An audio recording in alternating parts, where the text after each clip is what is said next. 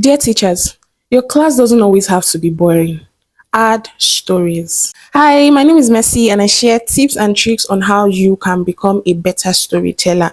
Please subscribe to my channel because I share important tips on how you can be very good in telling stories. And to all my subscribers, thank you so much for subscribing.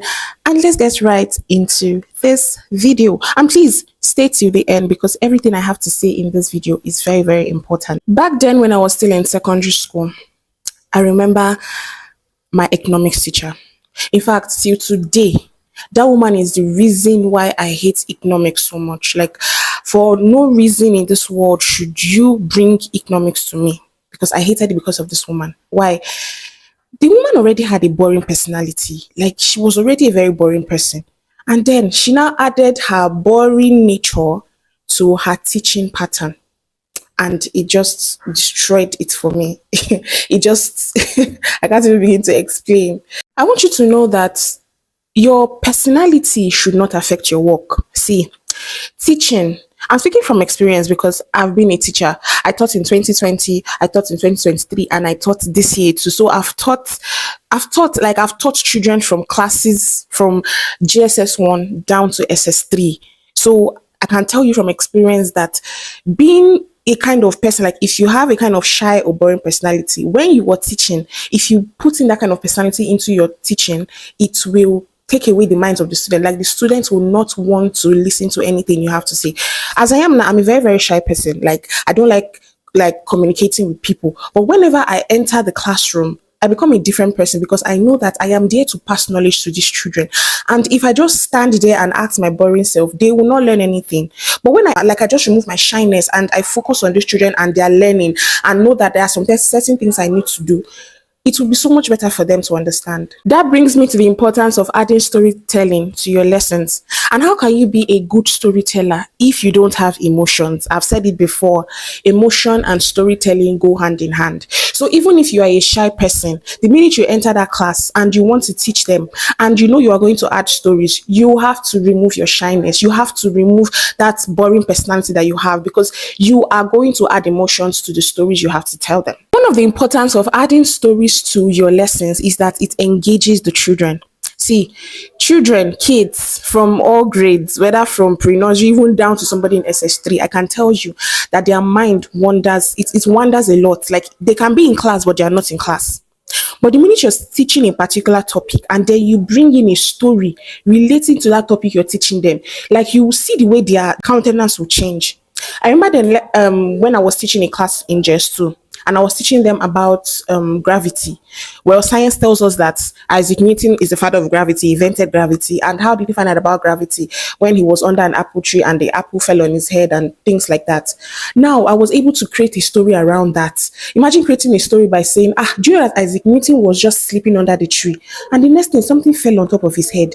And it hit him so hard that he felt so much pain. At that point, it may catch the children's attention and then they will start laughing. And then you will not be like, okay, as he stood up from there, he wanted to know what fell on his head. And he saw that it was an apple. Then he started thinking about how this apple that was up on the tree on its own would just fall down. And then he started thinking and gravity was formed. You know, you've created a story from that thing. The children will be very, very interested in what you have to say. I've had a student tell me, Ma, I don't used to read my books. How I used to pass my exams is by everything I listen to you telling. Sometimes if I cannot remember something, I'll remember the story that you told me and then I'll be able to answer that question. Students have told me these things before. And then you'll get to understand that their minds will be so much engaged in that story than even the particular topic that you are teaching about. So that is why storytelling is very, very important in teaching. It makes the class not to be boring. It makes your students to relate more to you. It makes your students to understand better. So I'm not saying that you should not encourage your children to read. No, you have to encourage them to read because that is one of your duties as a teacher.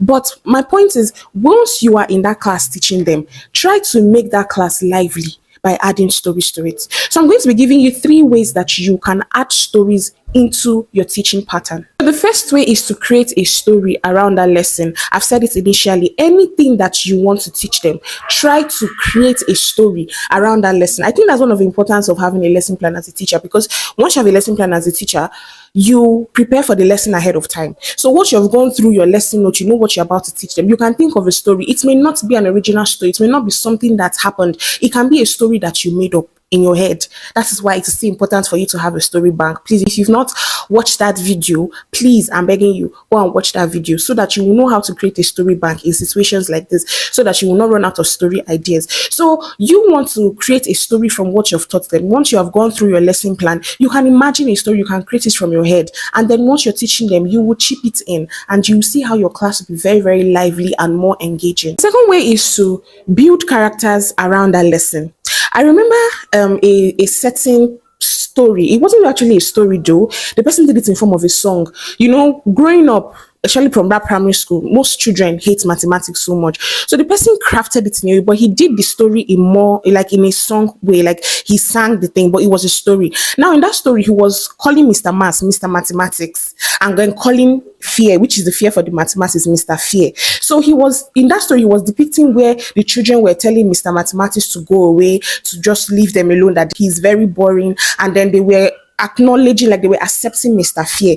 But at some point, Mr. Mathematics grew courageous and was able to defeat Mr. Fear, and then the students started liking mathematics. Now that is what I mean by building a character around your lesson. Now once the children have watched that kind of video now and they see Mr. Mathematics, oh Mr. Mathematics, Mr. Fear, then they will know that I don't have to actually be afraid of mathematics. So their mind will always go back to that video that they watched about how Mr. Mathematics defeated Mr. Fear, and so they will not be afraid of mathematics again. Now that character is in their head, so maybe they may be solving something and they'll be calling this Mr. I want to do Mr. Mathematics, I want to solve Mr. Mathematics. That is how you have used that particular story now to make the students start loving the subject that you teach. Finally, the third way is to use visual aids, that is using things that they can see. That's why we see most of the times in most of all these big schools, they use projectors to teach. Now, the aim of using projectors to teach is not really to show that the school is a big school, stuff like that. No, it is actually to help the students. Because there are some students that will learn more when they are seeing what you are teaching them, like they are literally seeing it playing out before their eyes. Because the schools I taught in didn't have projectors, what I used to do was that after I've introduced the lesson to them, after I've given them the notes, I've explained, I've even given them a story to relating to it, I would use my phone and Google what I taught them so that they can see it. Let's say I like I said, I gave an instance, I've taught them about gravity. I will Google it, Isaac Newton gravity. And obviously, if you go online, you will see all those pictures. You will see when the apple was falling on his head. And then when they see things like that, they will believe you. Once they see all those things like that, they will relate more. And once they've seen that image, it's already captured in their head. Even if they don't know what Isaac Newton looks like, they don't know, they didn't picture it in their mind, right? Once they've seen that particular image you've shown them, it is already stuck in their head. So I use my phone, I Google it, and I show them, like I go seat by seat, I pass it, and I'm like, okay, do you understand what I'm talking about now? Are you seeing what I was trying to explain? And everybody understands. Like I will walk around the class, no matter how many they are in the class, I will make sure everybody sees what I'm showing them from my phone. So that is another way to make your students more engaged in your class. So I hope with these few tips, you've been able to learn that your class doesn't have to be boring. Your teaching pattern, the way you teach your students, doesn't have to be boring. Adding stories will make it more lively. Adding stories would make the class, make the teaching more impactful. Adding stories will help the students to understand better. So I hope you've learned something today, and I hope that you will practice this that I've taught you today. Thank you so much for watching my video. Please, if you found this video helpful, don't forget to subscribe, like, comment, and share. And I will see you in my next video. Bye.